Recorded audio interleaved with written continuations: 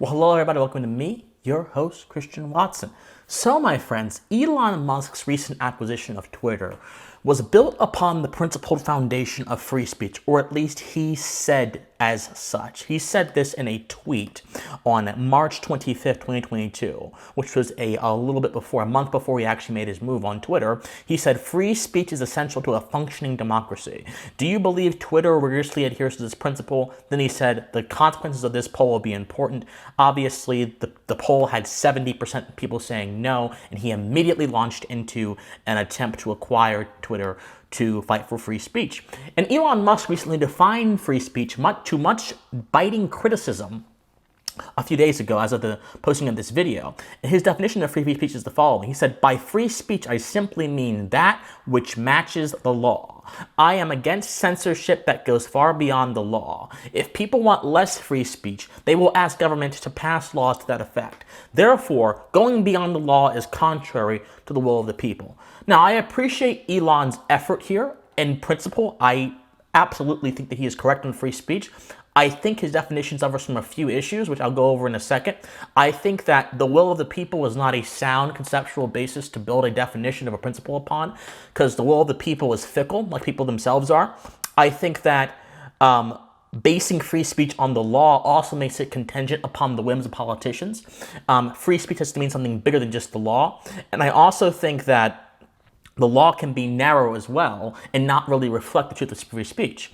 Now, of course, other people who were not trying to be constructive, who were not trying to build up Elon's argument, but instead wanted to tear it down, exploited this definition and used it to ridicule him and attack him. And there have been other critiques of Elon in the digital space, such as that from Robert Reich, who has said that Elon Musk does not want free speech. He simply wants speech for himself. He wants a megaphone that he can use to blast out all kind of nonsense, in the words of Reich. In the words of a New York Times columnist, a member of the editorial board, Mr. Greg Bensinger, apparently Elon Musk wants the following when he talks about free speech.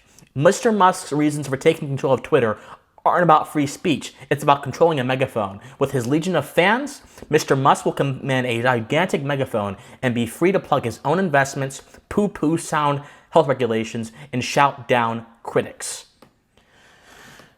And of course, there's other critiques of Musk's attempt at free speech that say that if he has his way and he loosens content moderation, marginalized people will be scared and companies will not even be willing to work with him since they don't want to be associated with hate speech. And we've had several United States senators and congresspeople come out, like Dick Durbin of Illinois, and come out and say, we are going to look into Twitter and we're going to see if we can do any sort of regulatory things to ensure that content moderation remains. All of these critiques and all of these actions that are taking place reflect a deep antipathy towards free speech on the part of these people, but not only an antipathy, but an ignorance of the subject itself. Hence, the title of today's video, In Defense of Free Speech.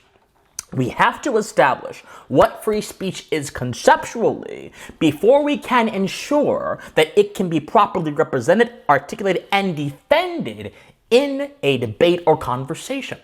And this is what people on the right tend not to do. Most folks on the right talk about the consequences of free speech. I want all ideas to be heard without actually justifying the principle behind that consequence. If you want all ideas to be heard, why is that a good thing? Well, because if everyone has a voice, we can find out what's true. Okay, and where does that come from? Why is that important? The student of politics and history is not interested in the incidentals of everyday life. He's not interested in Twitter's content policy or Facebook's content policy or shadow banning. He's interested in the fundamental principles which lead to those things. And until we get that, we will not understand these things significantly. So allow me to define free speech by first defining freedom. Freedom, my friends, is simply an absence from undue restraint. This is a line of thinking that comes from the natural law theorists of the 17th century and is reflected in the ethos of America and the American constitutional order. This is the idea that America is built upon. But this idea is not true because America is built upon it. It is true because it is demonstrably true in nature. It can be reflected in nature, and it can be applied neatly to moral living in society. So freedom is simply the absence of undue restraint. Because the idea is that we already, as human beings, have the capacity to choose, which is what liberty is, the capacity to choose. We already have freedom naturally. And so to ensure that freedom is not inhibited, we have to make sure that there's no restraint, undue restraint. Undue restraint is simply anything that goes against the principle of justice. And the principle of justice is simply the protection of one's rights, which we already have in our possession by virtue of being human beings. And by rights, what do I mean? I mean moral qualities that human beings have that allow us to live morally responsible lives. Now, this tends to be said in the following three words: life, liberty, and property. So if I have a right to life, before I can do any kind of action, I have to have the ability to live. Hence my right to life. Then I have to have the ability to act.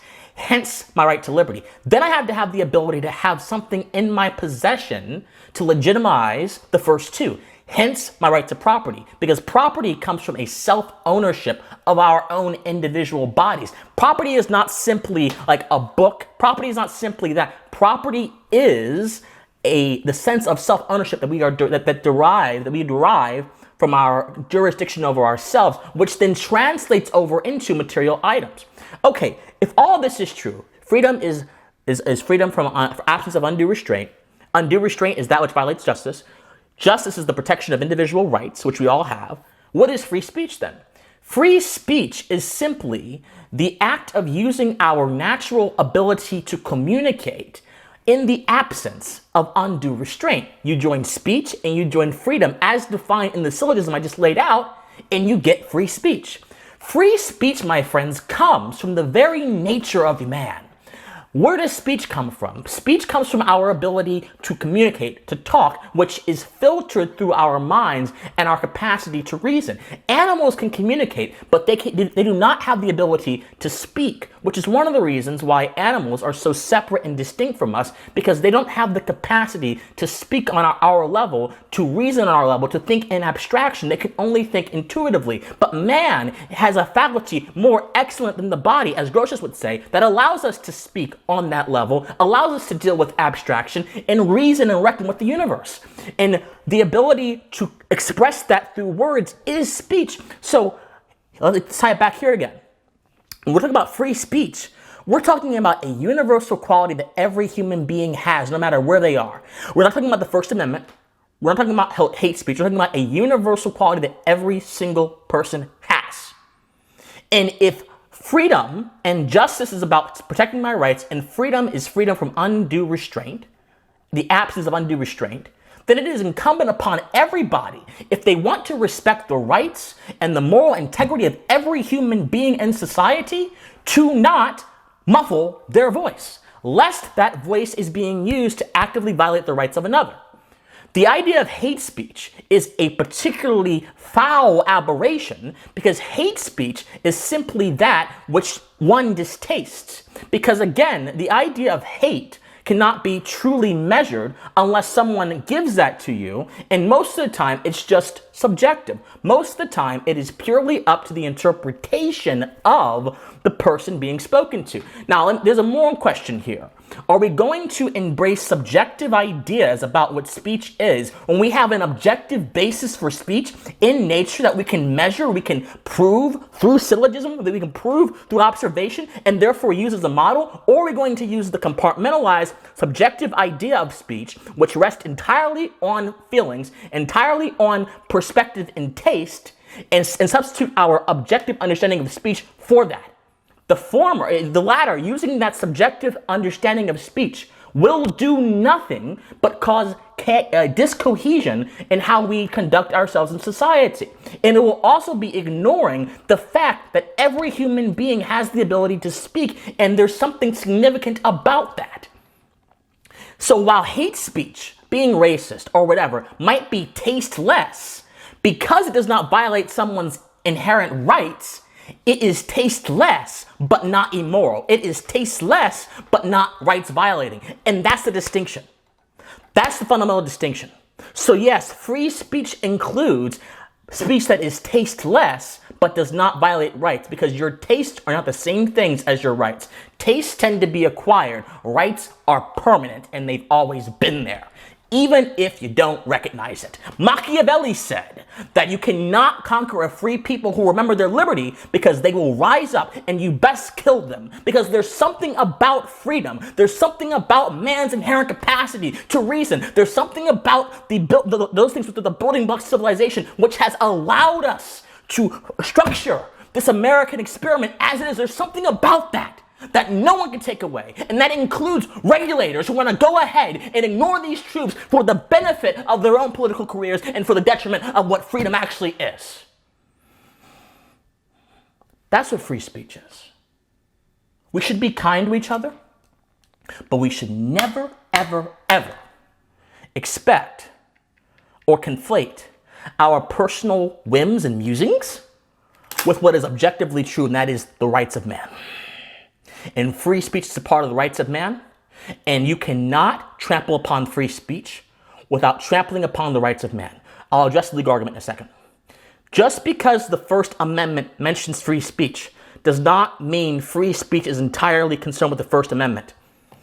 The free speech came first, the First Amendment came second.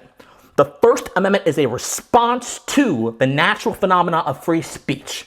But my friends, just because Twitter or Facebook are not under the legal obligation to respect the First Amendment like governments are, and this is the argument Obama made, does not mean free speech ought to be disrespected. You need not force, because government is forcing coercion, you need not force or coercion to respect your fellow man. If you needed force or coercion to respect your fellow man, civilization would be damn near impossible. So yes, there is a moral imperative upon other people who are not the government, who may not be legally obligated to respect my rights, but are morally obligated to do so, to indeed respect my right of free speech. And that's the deal. And if you cannot recognize that relationship, you will forever miss the broader significance of this topic, of this concept. Think on it. My friends, I love you guys so much. If you love me, please get up my Patreon. Patreon.com/officialcwatson or PayPal, which is going to be official cwatson@gmail.com. My Discord's in the comment section down below. My locals, christianwatson@locals.com. Please like this video, share this video, subscribe to me. We've got to share this message. My friends, I love you guys so much. I want you to stay smart, understand foundations and not trends, and most importantly, stay pensive. Bye, guys. I love you.